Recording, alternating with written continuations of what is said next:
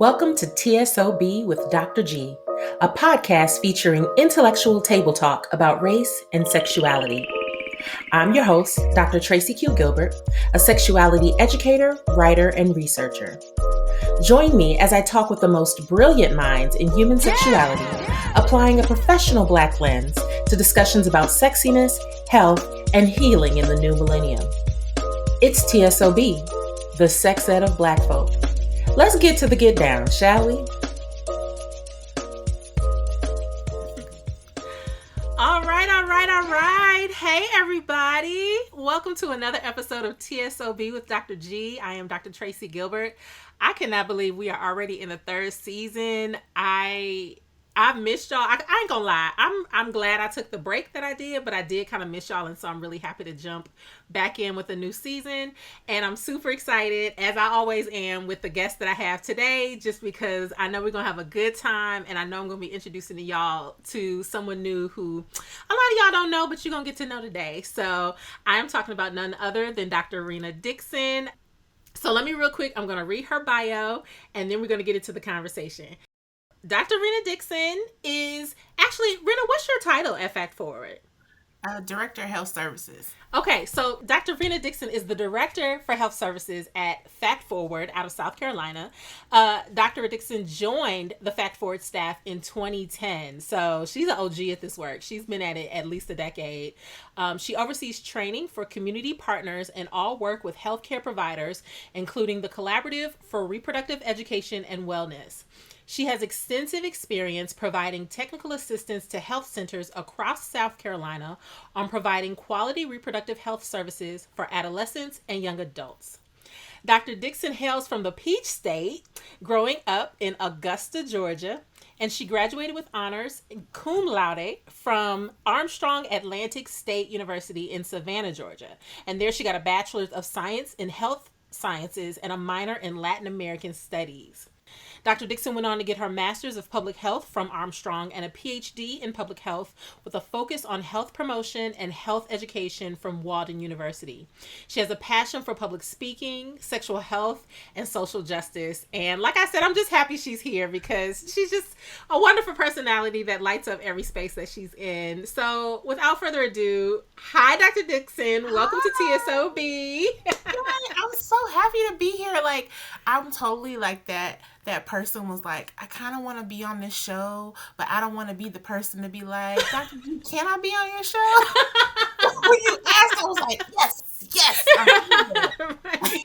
And it's funny because I've actually had a couple of people who were just straight up like, so when you gonna put me on?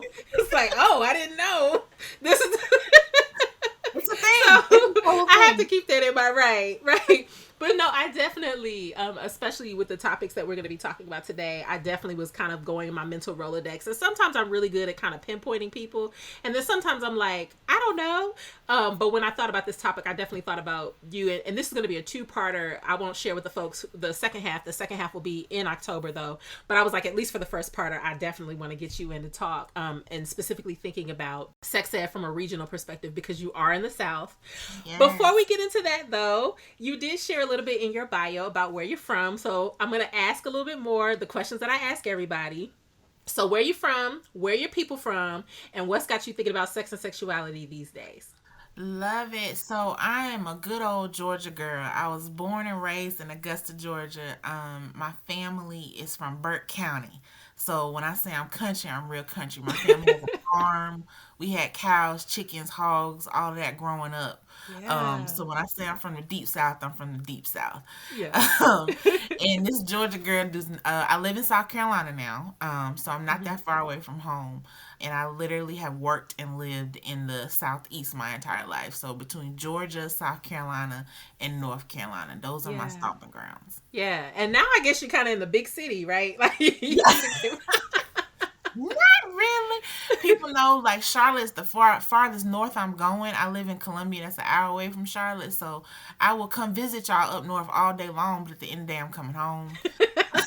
I need to And see I don't some. even blame you. Like, I mean, I'm not gonna lie, I wouldn't come down south just because of the politics. I can't. But it's something about the culture of the South that I mean, obviously having people from the South myself, I just love it. I just love the energy.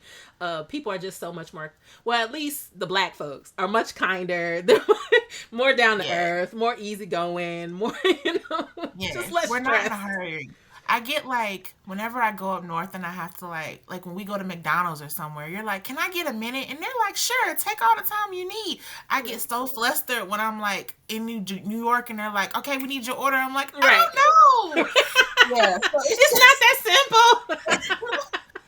we just chill a little bit more laid back, but we like, good Southern hospitality. I was raised with Yeah. all of that, so it can be a real vibe. Yeah, yeah, yeah, definitely. And what's got you thinking about sexuality these days? Um, Everything is so much going on. I feel like every time we turn on the TV, it's somebody's upset. I am a big Cardi B fan because she's just Mm-hmm. unapologetically her, and she's gonna tell you what she think and how she think it and what's going on. I mean, it's real conversation starters. So I love how we incorporate. I'm a big fan of music. I always tell them people like don't let the degrees fool you because I love Jesus and trap music. So I'm Yes. all about like using music to talk about stuff, and I get a lot Yes. of my sexuality like talk and starter points from music. Yes, yes, absolutely, absolutely. And y'all know how I feel about music. All the listeners know we did a sex ed that we ended last season with sex ed music month and have the sex ed soundtrack, which is still up on the T.S.O.B website for anybody who wants to check that out. Um, but let's get into it, right? So, especially Yes. being from the South, like, how did you get into this work, right? Like, especially as a person from the South, especially as a black woman, how'd you get into sex ed? So I'll give you a mini snippet of my true life story. So I wanted to be an athletic trainer. That was my thing. I was gonna be an athletic trainer and went to school and they changed up the programs. So I had to find another major. And I was like, okay, what do I want to do? And all of the pre like athletic training people got put in public like health as their pre classes. So when they did away with the athletic training program, I was like, I kind of like this public health thing. This is Mm-hmm. cool. Right. So my internship, my senior year of college in Savannah was with this is when we had all that abstinence only funding Mm-hmm. from the Bush administration. Mm-hmm. And we was spending all kinds of money on them kids. I ain't really talking nothing about abstinence, but we was spending that money. Right. I realized that these kids were so impressionable and I didn't want to give them the wrong idea about Mm-hmm. sex and what was going on. So I started applying for jobs, and my first job I got out of undergrad was working for Planned Parenthood, and I was a health educator. And so that's where I got my feet wet of being the person who was willing to be open and talk about sex and sexuality and sexual health in the community. Yeah. Wow. Wow. It's so funny to like hear people's stories because I'm one of the folks, and I want to say the few, but I feel like I'm not the few. There's probably a bunch like me, but like to not have come through Planned Parenthood, to not have come through that thing, it's kind of interesting to hear people's stories. And I'm like, wow, I never thought about ever working at Planned Parenthood. But it is a funnel for a lot of folks to get into this Yeah. work, Yeah. definitely. And what also is parallel, I'm thinking of what you said, it reminds me of a conversation I had with Tanya Bass in season one, Dr. Tanya Bass, I should clarify, where she talked about being in a program and it dissolved and everybody ended up going to to public health. So Yes. that's really interesting how folks end up in that. So what was it like when you decided this is the work you were going to do? Like, how did your people take it? How did your community take it? What was it like being in the classrooms? So I think the interesting thing for me is I really like when I latched on to public health and I latched on to health education, I really saw myself wanting to be a voice for people who looked like me because Mm, all you saw were people coming into black and brown neighborhoods were older white women mm-hmm. that it was like a joke. Like nobody's listening to this lady and what she's talking about. So I saw myself being able to really be someone for people who look like me Yeah, to give correct information to. Um, absolutely. and I think for me, I've always been a little bit of a rebel. So when I started working in sexual health, it was interesting because, being a good Southern girl, we get a lot being in the Bible Belt of we don't talk about that, we don't say that. But then I Mm-hmm. started looking and seeing like, well, that doesn't mean people still aren't getting STDs and people still aren't like, I Facts. see so many people coming into the clinic with misinformation because they have no idea. And it really just pushed me further to want to continue to do the work Yeah. because there's space to do the work, that people need education, Yeah. and they can make better decisions when they have the education. So that kind of like just pushed me forward to want to do the work. I've always been I went to a health science high school, so public health has kind of like always been in my forefront. My Mm-hmm. dad's a good old country boy. Like I said, he drives tractors and stuff. He has no idea what I do. He knows I work in the healthcare field. Oh, okay. He that's doesn't know. that's that's about it. Like I don't. It just doesn't like. He just knows I work in healthcare, and he knows Right. I don't work in a hospital. That's kind of Got it. it. And that's all you need to know, Daddy. It's fine. Yeah, he did. My mom has always been. My mom and I have a complicated relationship, and I feel like she's very supportive of my career. But I'm like, Mama, you knew you was one of the people giving me mixed messages about sex and how to talk about sex when I Right. was younger. So I'm glad you on the team now, but I don't Right. know. Right. Right. And it started off as being like my friends and people knew like, oh, Rena got condoms, she can get you condoms, do you need condoms? And that even like happens of like my husband works at a manufacturing factory, and we talk about all kinds of crazy, who's hooking up with who, what's going on. And Uh-huh. so even now, like some of the workers at his plant, he's like, your wife can still get them goodie bags. And I'm like, yes, I will make Yes. sure I am handing condoms You the out at plug. You the the plug. yes. Yes. Yes. That is such a common theme too. I hear folks being like, "Yep, I was the plug. I was the person Yeah. everybody reached out to." Yes. That's Did you put a awesome. condom on? Let's talk about it. Yes, let's talk about it. So then, Rena, when you think about all the work that you've done so far and kind of where you are right now, what do you feel like is your sex ed superpower? I saw that. I love this question. Honestly, for me, it's talking. Mm. That's so Hmm. like talking, I realize like is my gift. And so I love that I can use my gift to help others. Yeah. And I, as a health educator, you never know what you're going to get thrown into, when you're going to have to talk. People ask you to come speak. And I'll never forget this. I was at a small HBCU, Payne College in Augusta, Hmm. and they asked me to come do a talk about sexual health. I don't remember if it was like HIV/AIDS Awareness Day or what. It was some like, we need to talk clearly. Hmm. So I get to the chapel, and they have their whole like, it's like 500 people. Hmm. And 5 minutes before I'm supposed to start my talk, the lady who's, I don't remember what position, she comes up, she's like, so the administration, they don't want you to use the word penis, vagina, condom. What? So you want me to do the whole sexual health talk without using like the key words that I need to say? Right. Okay, but you know what? I did it. I did it, and Wow. I will never forget that. And I recognize like I don't get people who are scared to talk in public because it's my thing. I've always Hmm. had to do it. But that moment, I literally was on the spot and had to Yeah.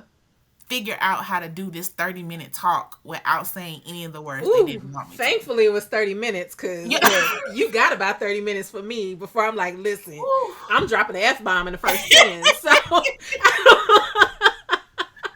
but it's so funny. How often do we get those stories of like, yeah, Right. you come to present, but we don't want you to do this, this, this, Yes. this. So, what exactly am I talking about? Tell Right. me. So I think, and I took that as a real growing moment for me. Yeah. I can go in and talk about this issue in whatever space I need to evolve Yeah. into, whether it's with older kids, high schoolers, adults. A board presentation. I can make it work. So Yeah. that's my superpower. I would definitely agree with that. I would agree with that. I will also add one thing because you and I both know we could talk. Like so, Yeah. y'all know that I usually bring my friends on here, and I need y'all to know that Dr. Dixon is a friend of mine, and we be chatting. Yeah. And one thing I will say that's also an added to your superpower is that you know how to disarm people in a way that I still do not. Like I'm still the person that's not the most approachable, and that's by design. I just don't have the energy to interact with everybody. But Rena, Dr. Dixon has such a disarming personality that like the people that you would think, I don't want to talk to them. Why are you talking to them? Rena would be like, so listen, let's chat. And we just, bonded and find out, what they did on their summer vacation when they were 13 and what their philosophies are in life and just really be able to get people to open up. And I think that's also really important. That's one of those, I feel like it's unteachable characteristics in human sex ed that is really important because you often can be in front of audiences where it's like they're hostile to the topic or they're not interested, or maybe they're interested in the topic, but they're looking at you kind of funny, and you have to know how to get in and be personable and be approachable and set up. And I feel like that's something you're really good at doing as well. And honestly, I think where this came from is like I said, I was in the 4-H club. I told y'all I'm country. I was in the 4-H club. Come on, 4-H. I learned how to public speak from 4-H, and I was doing, we called them district project achievement projects. Where I was doing this in 5th grade of going up and talking in front of people about a topic. But when I got to Planned Parenthood, so part of my role was I was part-time health educator, part-time counselor when we had termination days in the clinic. And so I need to come in here and talk to women about, okay, you're getting a termination. What are we going to do for birth control? Let's talk about plans. Let's talk about partners. Let's do this kind of stuff. Mm-hmm. And you got a quick second to build a rapport with somebody, to disarm them and to make them feel comfortable with you. And it's like, I'm not judging any choices. Let's just have this conversation. Let's be real. Let's talk about what you're doing. Mm-hmm. And I feel like I apply that of how I can just talk to other people. It doesn't have to be messy. It doesn't have to be... Right. Doesn't have to be tense. It doesn't have to be those things. Yeah, that's really awesome. That's really awesome.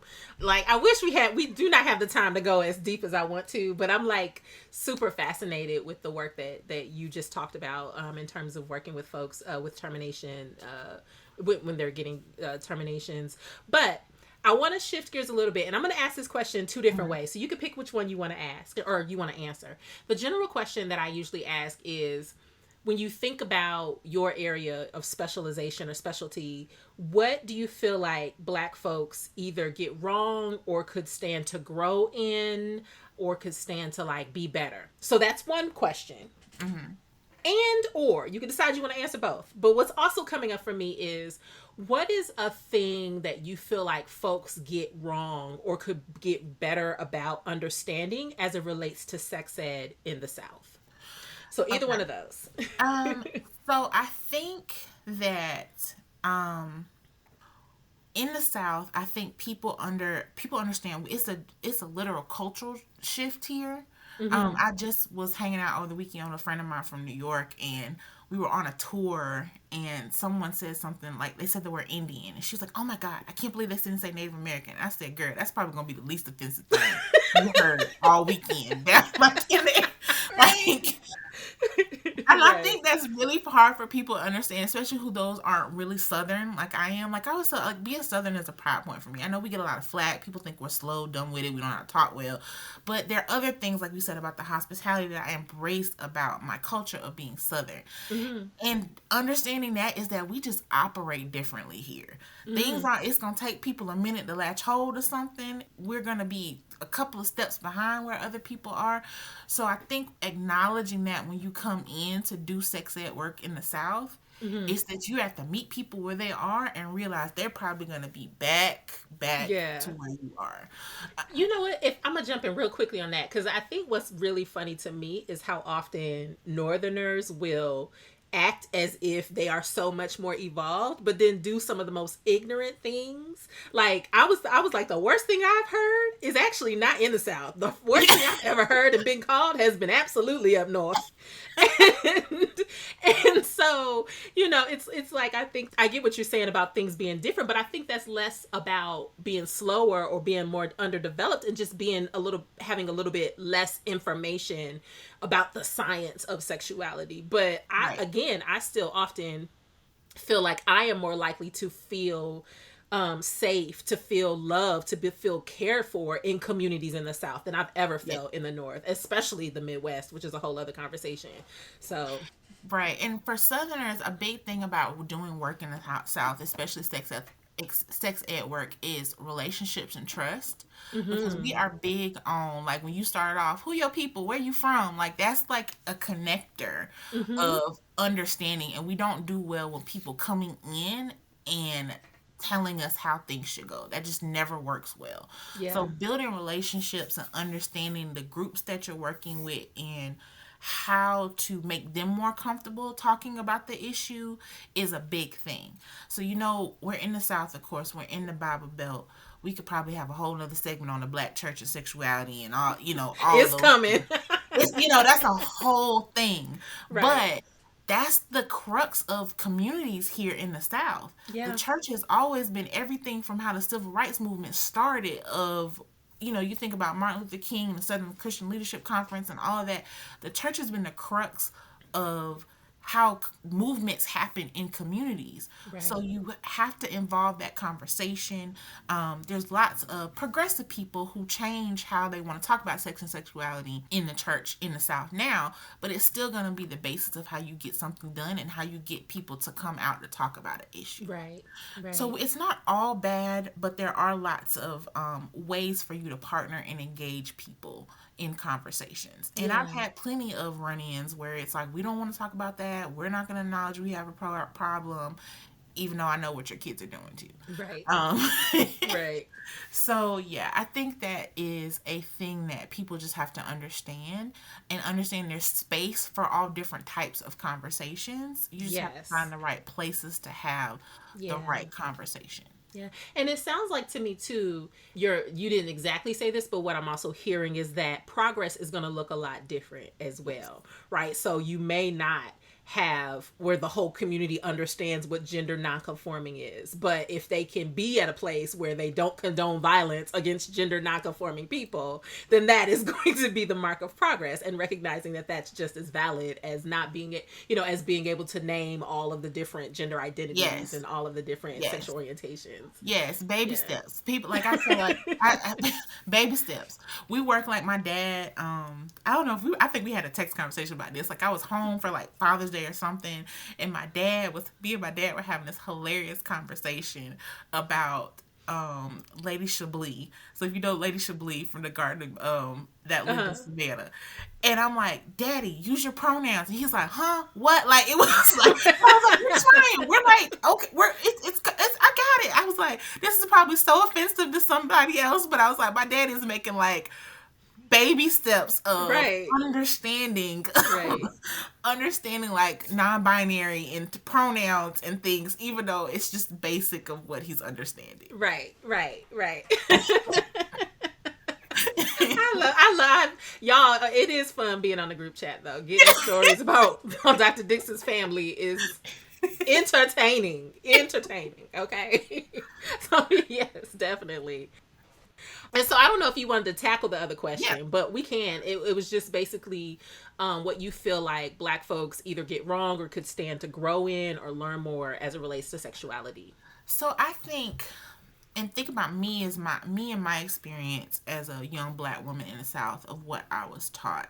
I feel like there's this veil of wanting to keep things quiet, but then realizing that sexuality is all around you in many places, and not having those open and honest conversations. I feel like we do a disservice to ourselves as Black people around that. Absolutely.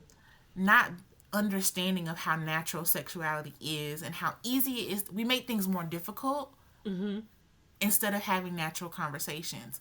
Like I can remember being younger and my mom telling me like, well, I don't know why you think you want to have sex anyway. It don't feel that great. And I'm like, what? Why? Ma'am.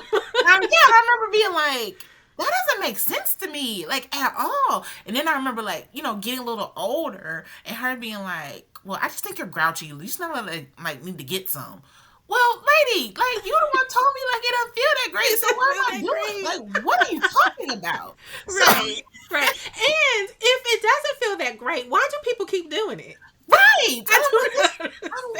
I'm not understanding this at all. Right. So I just think it's that, like, we put so much on making appearance of like everybody's not doing it when everybody's doing it. Right. I always tell people when I'm leading a session with adults about young people, what do you think the number one thing that why young people have sex is. And then people come up with like all kind of crazy stuff, and I'm like, people, it feels good. Like, Let's seriously. not mix And if you want to add on it, I think a lot of that concealing does make people curious, but it's like, well, shoot, I want to know what you're hiding, because clearly it's something good. If you are going through all this extra effort to try and hide it, then I want to know. I want in. So I definitely agree with that. And it's so funny to me when people are like, well, don't talk about it. Just don't worry. It's like, okay.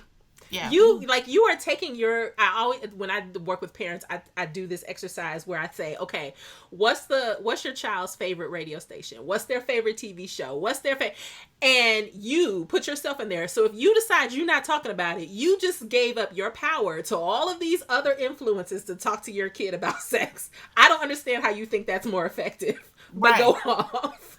Right. And you want to I think there's a total difference between giving age appropriate answers of understanding what things are going on and actually being honest and real with them. Yeah. And you miss opportunities to be honest and real with them, and you put them in a chance to be in a situation where they could make decisions that aren't best for their health. Absolutely. Because you don't want to be honest and open with them. Absolutely.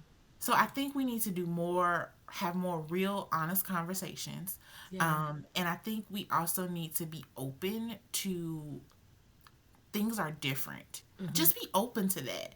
And us as a people understanding that sexuality has always been around us, and it's okay to embrace that it's a little bit more open and than it has been in the past. Yes. And that there's nothing wrong with it. Like, there's nothing wrong with being a sexual being. Like, we have this history where there may have been, assumed some problems or, some outcomes related to that. But that wasn't because we were sexual people. That was because of external influences that penalized us for being sexual people. And so, it's important to make those distinctions. Absolutely.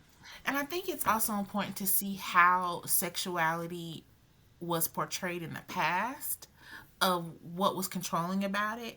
I know we had this conversation. We were talking about the versus battle with the Isley brothers. Oh, yes. Woo! I was like, these lyrics, and I'm like, wait a minute, Mama, you giving me hell about what I'm listening to? People listen to this? Right. I'm sorry.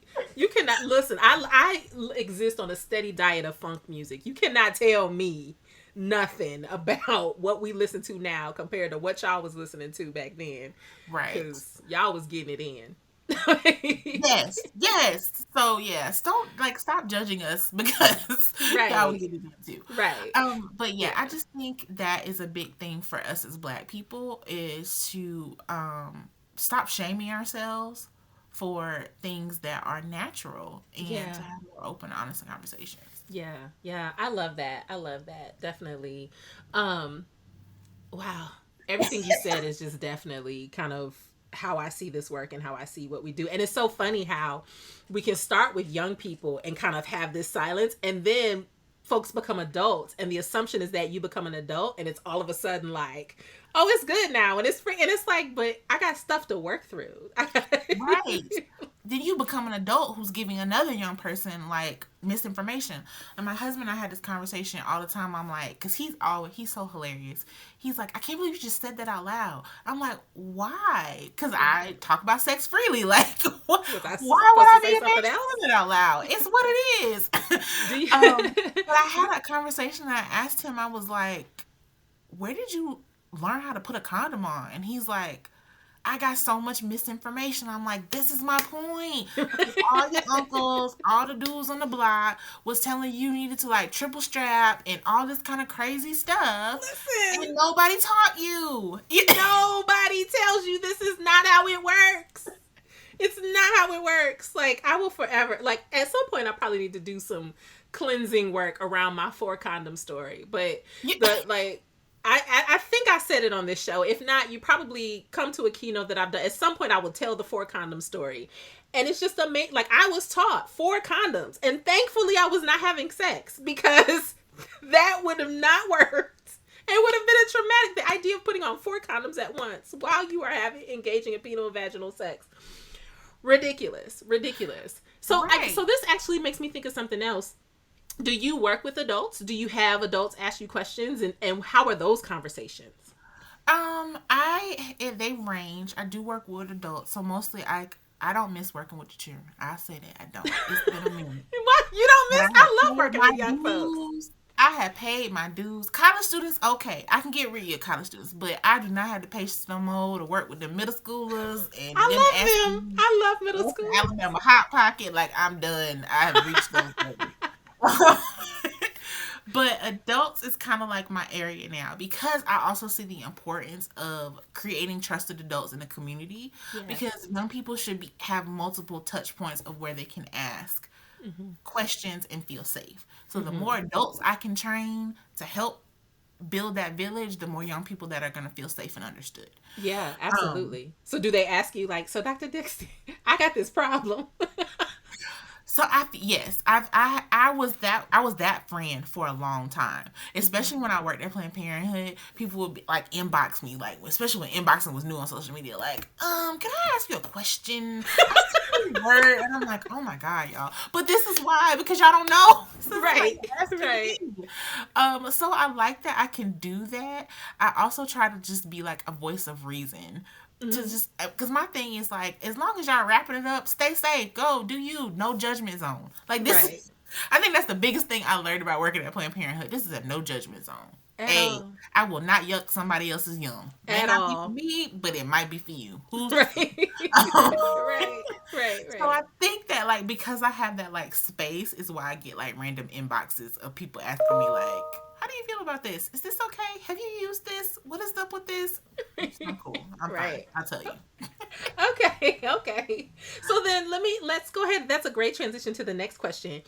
Let's say there's somebody listening who's like, you know what? I have been in the South my whole life and I know things need to be done differently. I just don't know what to do. Like, I would like to approach things differently, either in my own sex life or with my young people or anything like that. Like, what piece of advice or what advice would you give them to like make those steps to get started on their journey? I think having open and honest conversations with yourself starts first and making sure you're well informed and you know all the pieces of what needs to be done and then it radiates off of you. I fully believe that if you bring the energy and people see you making good choices and you talking about condoms and you checking in, then your network grows. And then that leads you to finding an organization that's, working with young people. And, we all have I always say we all have our inner health educator in us. It doesn't just have to be me, the one that's carrying the torch to talk about sexual health. Other Right. people can do it too. So I think if you start doing the work to make a committed choice about being healthy and bringing that positivity, use your social media platforms. Talk about World AIDS Day. Talk about HIV/AIDS Awareness Day. What is it? February 13th is Black HIV/AIDS Awareness Day.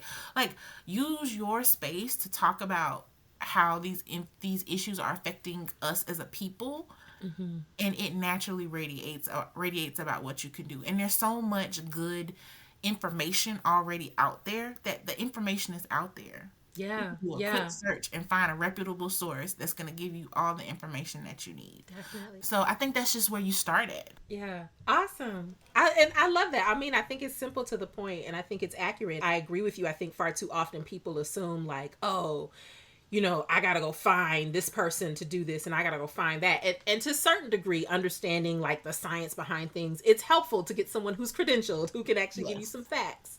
But once you have those facts, like you said, just being able to, check people on social media like, hey, that's Yes. not correct. Yes. Hey, just so you're aware. Yes. And getting people, getting those conversations going. Because I see too often people are willing to argue, but not because they want to find the truth, but because they Right. like yelling at each other and they just want to be the one Right. who sounds the best in the conversation.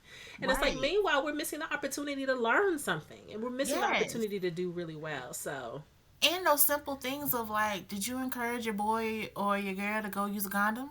yes. Simple. Like you don't have to have an agree to do that. Just be like, did you wrap it up? I just want you to be safe.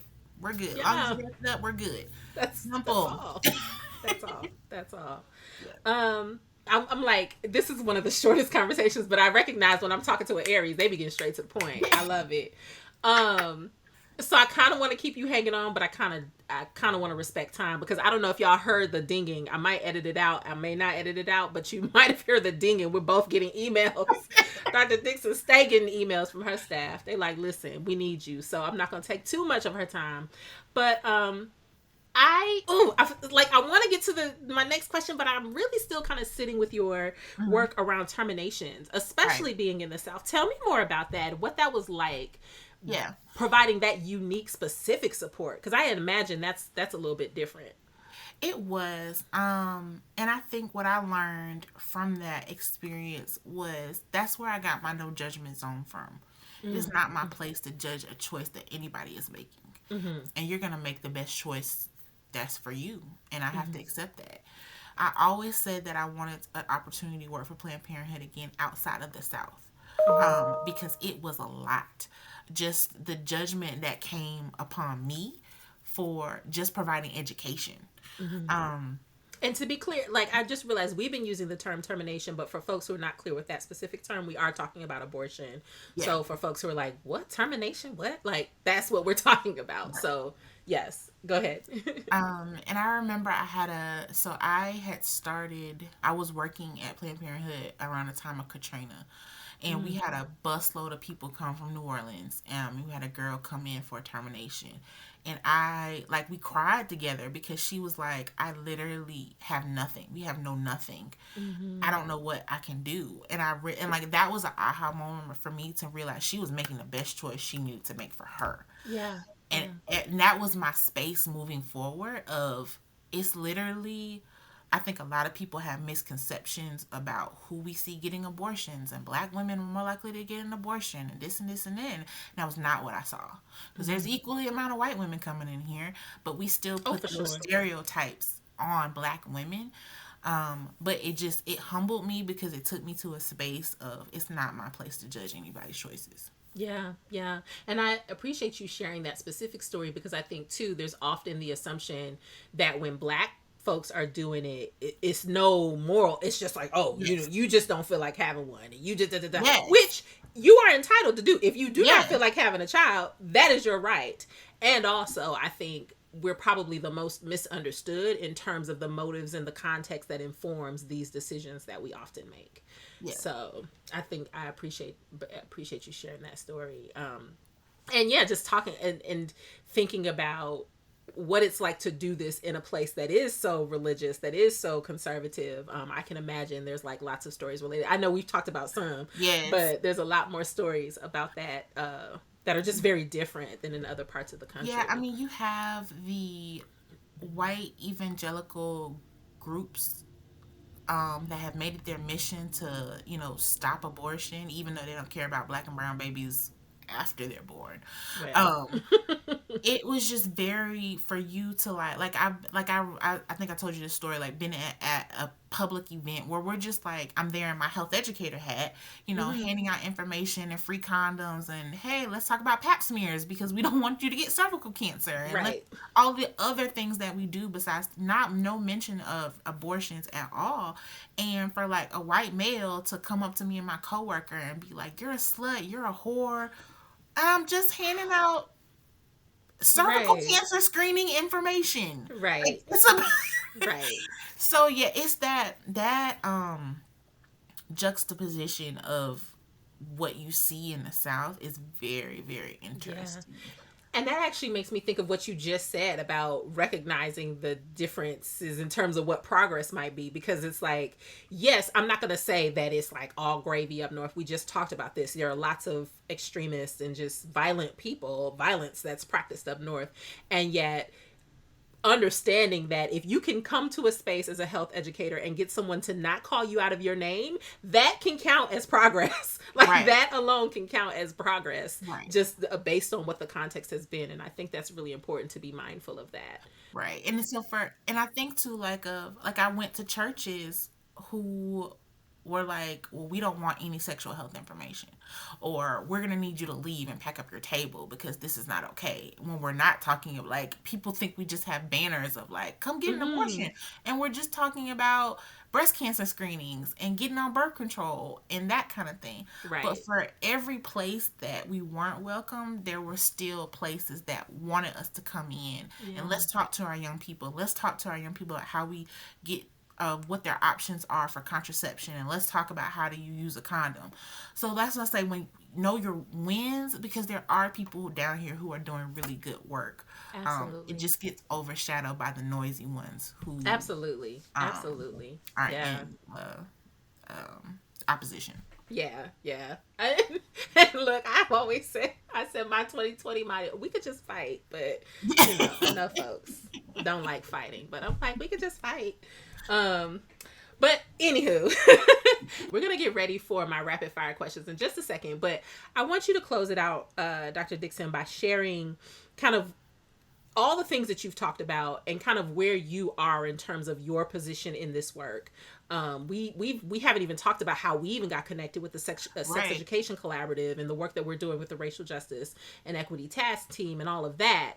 But I know you have an amazing and a particular intention with the work that you're doing. So in terms of that, what do you feel like it means for you to be a Black sexuality educator at this moment in time? Thinking about either your influence, your legacy, if you want to go that far, your significance, any of that you want to share. I think I am, and it's so weird for me to, we talked about it, like, it's so weird for me to feel like I'm in OG status, because I feel like I have so much work to do. Yeah. But for me, being in senior leadership at a nonprofit, teaching public health classes, like, I really am trying to bring up the babies. So Mm-hmm. when I have these, I'm trying to mold younger professionals coming into the field. I'm trying to help out people who just want to do the work and be, a voice on the topic. Yeah. And I feel like that's going to be my legacy of bring everybody along. Mm-hmm. Because I really firmly believe that us as a people, we have gotten so far by working and leaning together. And so we have to be willing to work to help bring along other Black females, anybody. But, you're always going to have a soft spot for people who look Mm-hmm. like you. So that's my thing of, I just want to leave a mark so that I can inspire future sexual health educators who want to do this work, and give them the real about what it means to do this work, and Yeah. help them understand of what a difference you're making in communities, because you have someone who understands what they're going through to talk to about anything going on, or give them the Yeah. right piece of advice. Yeah, yeah. And I'm gonna put words in your mouth, but you can spit them out if they don't feel resonant. I also feel like I get the sense too, with the unique location that you're in, it's also about letting folks know that what, like, you're a possibility model, and letting folks know Mm-hmm. like you can do this work too. And I think like I think part of the reason why I never came through a Planned Parenthood is because I didn't know that was something you could do. Like, Planned Mm-hmm. Parenthood didn't come in my school and teach anything Yeah. until I was an adult, when I first knew that that's what they did. And if I'd have known then, I think my trajectory would have been a lot different, to know like, oh, you can do this. This is not something that has to be outsourced from folks who are not in your community, who don't have a vested interest. Like, you have the right and the capacity to teach your peers and to teach your neighborhood and teach your community. And so that definitely seems like something too. Yeah, and I think it's sometimes it's the if not me, who? Mm-hmm. And I feel so strongly about it. I still get roped in when my husband's fraternity calls and like, we need somebody to come talk to the boys from Urgent Alpha. And I'm like, I'm coming. I said I don't like working with kids no Yes. more, but I'm coming. Let Listen, me that's dust on my my vision feet. board. That is on my vision board. I'm trying to be in them streets with them kids. Yes. Oh, Like the so frat, call me. Tell them to call. Well, no, if we do a Zoom, tell them to call no me. problem. I'll But yeah, but and that's the innate thing about it. As much as I'd be like, that ain't my ministry no more. At the end of the day, I always tell people, no matter what degrees I get, I'm still a health educator at heart. I'm still hmm gonna be a sexual health educator, and that's gonna be That's it. my mission, and that's And what that's how you stay good at being an yeah, educator, by continuing yeah, to get out in them streets and get with the new generations and find out what they're talking about and yep, get them conversations with them. yeah. So that part I feel like will never go away of what I bring to the field because I just can't help Yes. myself. You always tell people I stay getting blocked because I piss people off. As Dr. G said it, I'm an Aries. I'm gonna say what I got to say, and Period. I didn't say as you much had to as I can listen. I just disarm said I'm gonna people, say what I gotta say. as much as I can disarm people, I still just gonna go ahead and say it, and it's gonna be all right, and they're gonna be okay because they got blocked, So, Yeah. but yeah, I think that's the part of my thing. I'm gonna continue to say what I got to say, do what's good for the people. That's what's up. Yes, I don't know. Everybody I see, and maybe it's just because you disarm people. You disarm me in communications with people I do not want to talk to. That's what it is. Where I'm like, okay, Rena talking to them. I guess I'll be nice. I really think it's the Southern Belle in me of like. I really think that's where it come from. It's just like let's Yeah. just be a little. I was just so funny. I was in New York for like a training or something like that, and one of my friends, she's like from Boston, and we were trying to like get on Good Morning America or something random like that. And she was like, "Rena, you're from the South. Go talk to her. I know like I'm gonna come off wrong." And I was like, "Okay." And then I had to be like, "Where your grandmama from? North Carolina?" And I said, "See, all roads lead back to the South. Everybody got a connection back here, whether That's you know it or it. not." That's it. That's why I asked that question of where people are from, because it's like you got something down there, especially if you black. I Yes, want to know. I don't care about what you doing up north. I want to know where your people from, because yes, that's gonna tell me everything. yes. So, uh, all right. So, are you ready for my rapid fire questions? I'm ready. Let's do it. All right. So these are 5 sentence stems. I'm just gonna ask you the root, and then you answer with whatever comes to your mind. Okay. Okay. So the first one is sexiness is. Sexiness is comfortableness. Like I Ooh. feel like just being if you are comfortable, you can be sexy. Yes. Facts. Facts. Hmm. Facts. Facts. All right. The sexiest thing about blackness and or black people is. The sexiest thing about blackness or black people, and this might not go, but it's black love. Like Hey. I literally just ordered me and my husband hates when I make him wear matching t-shirts, but I do. And I just ordered us matching t-shirts that's from Carrie Hilson that say my soulmate is black, and I can't wait to wear them because it's like I love that. I just love that feel of when we as black people support and love each other, Yeah. and I Yeah. just sexy. I don't know who said this, so whoever's listening, don't quote me. I didn't say. Somebody said that black folks loving each other is a revolutionary act, and I don't know who.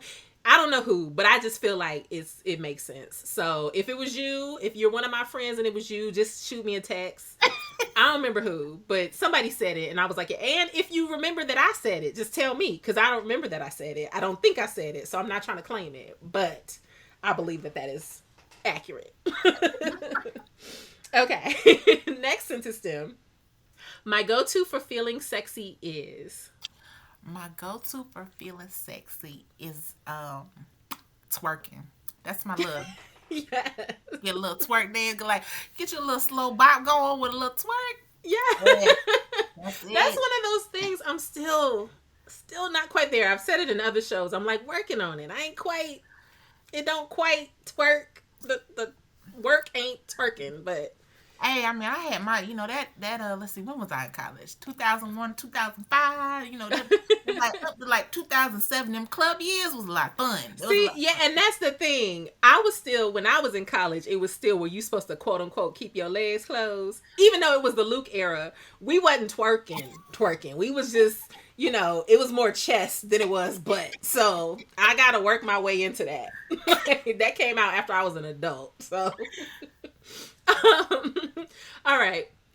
So the next sentence stem is sexual freedom for black folk is achieved when. When we stop worrying about other people. Come I on. think like that's it. Like when I say, do you? As long as you do you and stop worrying about what other people think, that's when you can be free and open and honest about everything with your partner or whoever. Very simple. It's very, Yeah. very simple. And yet somehow all the work still left to be done. Yes. All right, last one. When I'm done being on this podcast, I will. When I am done being on this podcast, I will. I think I am. We got work to do. Like, it's work to do. Right. I'm like, don't we got a meeting in like that? This is a teaser, but Dr. G and I have been working on like race and equity standards in sex education. Yes. So that's like we're really invested in making that move forward, but it's just a reminder of there's so much work to do around sex ed, and especially for sex ed of people of color. Yeah. So I'm in this really unique space where I got a grant. I'm working on a grant funded project where we get to innovate and think of innovative things around pregnancy prevention and STI prevention. And it's a fun space to be in because I just get to put all my creativity into, let's try it. Let's see if it works. But it's a reminder of there's work to be done. There's always going to be a new set of babies coming up that need education. And then I'm going to find another set of parents who don't know or don't feel comfortable or need help trying to figure out how to have conversations. Yeah. So I think it's just go to work and continue to do the work. Yeah, it's true. We just going to keep working. Keep working. But I'm glad that at least for this almost hour, that you were able to pause and give me your time. I am just excited for this conversation, and to go back and edit it, I'm like super excited for that. Dr. Dixon, why don't you tell the folks, anybody who also, because I know you do your day job, but if you do any consulting, anything like that, for folks who are like, I want to keep talking to her. How can they find you? How can they, connect with you? All of that good stuff. Yeah, so I'm on Twitter. Sensitivity8 is my handle on Twitter and Instagram. So you can always find me there. Always a fun time, too. Just always something funny on there. And I'm really random. I talk about everything. Sex, drugs, and rock and roll. Like, it's from yeah. You never know what I'm going to wake up in the morning and feel like talking about, which is why I stay getting blocked. But it's fine. But I'm there talking about Black issues. I'm there talking about sex and sexuality. I'm there talking about random what I ate on Thursday. So it's just a wealth of knowledge and information. But I literally consider myself an educator in all facets. So I'm always sharing I'm trying to educate people about whatever I'm feeling about or whatever's going on at that moment. So yes, feel free to follow me on Instagram and Twitter, Sensitivity8.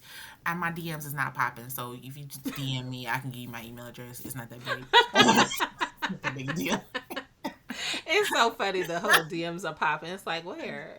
Yeah, mine aren't popping at all. So, or if they are, my husband's like, "Who the hell is that?" And I'll be like, "That's Cameron. Don't worry. It's cool. It's cool. It's fine. It's cool." But yeah, reach out to me. I love to, like I said, speaking is my thing. So call me. I come talk. Yes. The next thing, Dr. Dixon doesn't know this. We gonna get her a website where she can put her page up and start to get these what do they call them? Keynote dollars. Get these motivational speaking dollars. Get me together. Help get me together. We gonna work on it. But thank you so much for being on this show. Thank everybody for listening. I wish y'all all the best, and I will see y'all next week. Bye. Bye. You've been listening to T.S.O.B. with Dr. G, produced by Dr. Tracy Q. Gilbert of Tempe, Iowa. To keep up with all things T.S.O.B., follow us on social media at T.S.O.B. the podcast, which you can find on Twitter, Instagram, or Facebook. For past episodes of the show, visit tsobpodcast.com or subscribe to the show either on YouTube or anywhere else you listen to podcasts. Now, don't forget that you've got homework for this episode. To find the downloadable worksheet for this or any other episode of the show, head on over again to tsobpodcast.com, where you'll find it and any other important information from the show notes. And finally, do you have any questions or thoughts to share? Sound off by email at mailbox@tsobpodcast.com. Again, this was T.S.O.B., the sex ed of Black folk. Thank you for listening. talk again soon.